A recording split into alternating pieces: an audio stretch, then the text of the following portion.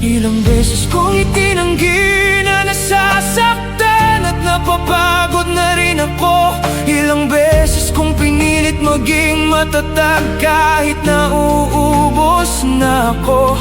Pinili kong manahimik kaysa aminin na may sugat akong di maayos, hanggang sa pati sarili ko